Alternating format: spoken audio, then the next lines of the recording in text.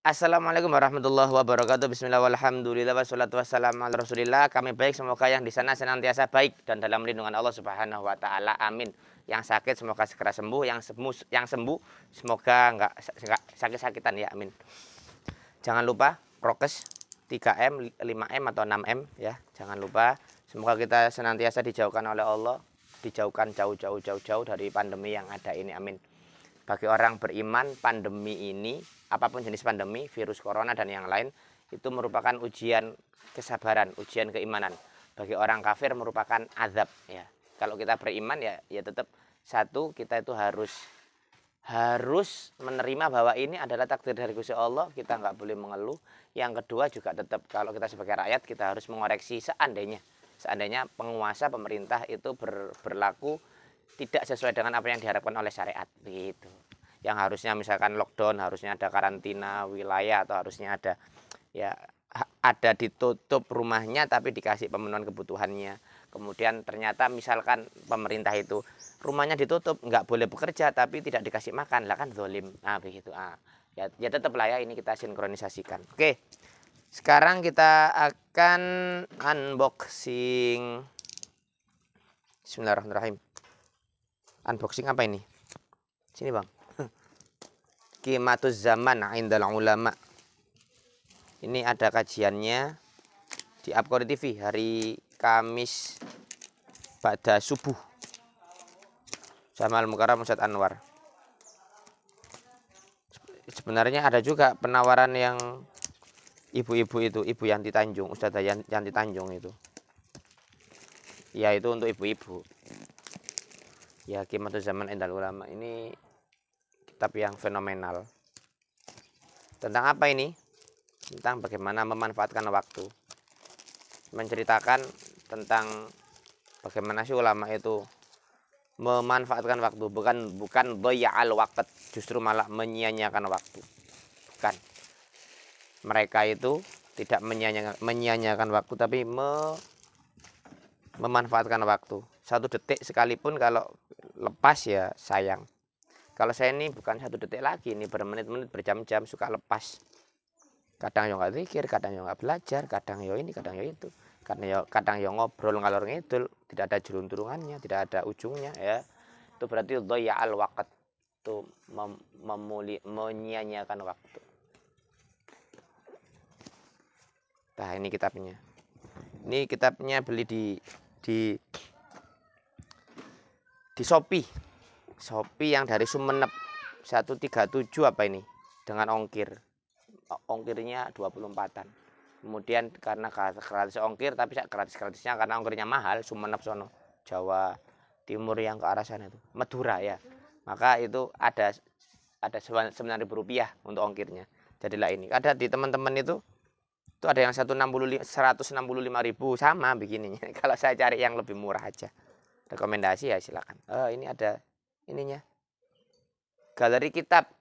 Ini nggak apa-apa deh, ini kita promosikan karena menolong saudara untuk mempromosikan dagangannya juga termasuk ibadah ya, saudara muslim. Apalagi galeri kitab, galeri kitab Arab, nomornya nih 0852 3053 3746.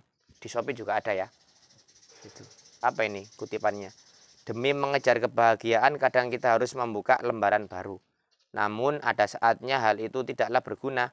Itu berarti sudah saatnya kita membeli buku baru. Apa lagi bang maksudnya bang? Ingin kebahagiaan kadang harus membuka lembaran baru, namun ada saatnya hal itu nggak berguna.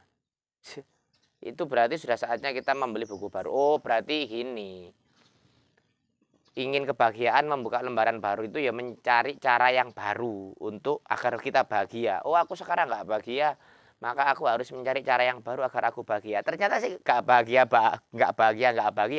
Berarti jangan buka lembaran baru, tapi belilah buku baru. Nanti buka lembaran barunya di buku ini, gitu kali maksudnya.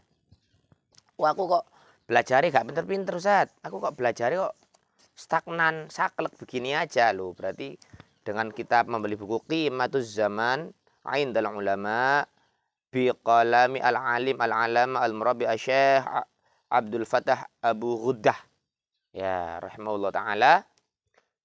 Nah, ini kita akan bisa tidak menyia-nyiakan waktu. Wah, dahsyat sekali. Saya ya, bahkan di salah satu qaul ya, guru saya itu pernah mengatakan bahwa ada seorang ulama itu yang bahkan itu ketika dia diajak ngobrol sama temennya itu, Bang, atau sekedar minum kopi, ayo sini minum kopi gitu tuh. Beliau mengatakan, saya nggak mau apa namanya ya, saya nggak mau menurutimu. Saya mau menurutimu seandainya engkau bisa menghentikan waktu, kemudian ayo kita ngopi bareng gitu. Karena 1 detik bagi seorang pencari ilmu yang terlewat nggak mencari ilmu sangat merupakan penyesalan yang terbesar.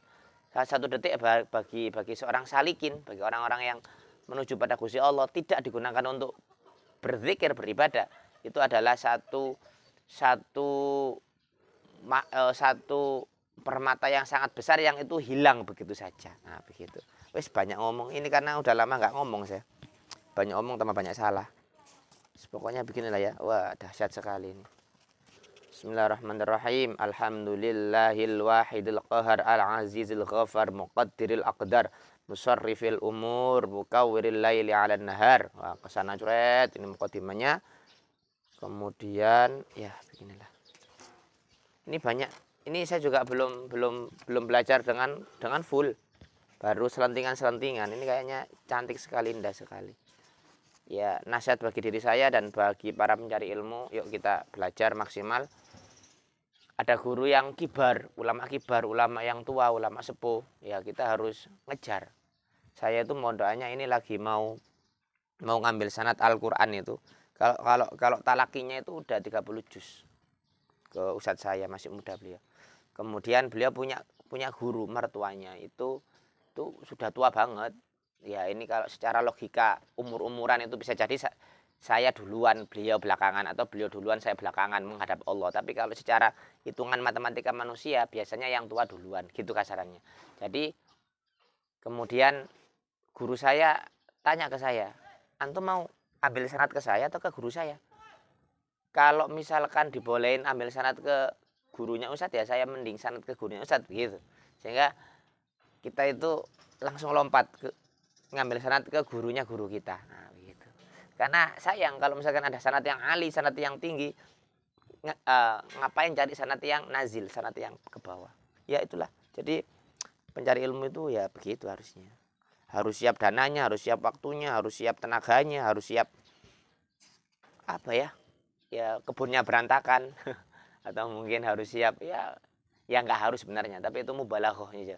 Jadi saking sibuknya mencari ilmu sampai kebunnya nggak dirawat, sampai nggak ada hewan peliharaan karena takut kalau memelihara hewan peliharaan maka nanti takut zolim karena lupa ngasih makan karena sibuk cari ilmu gitu. Itu mubalaghah.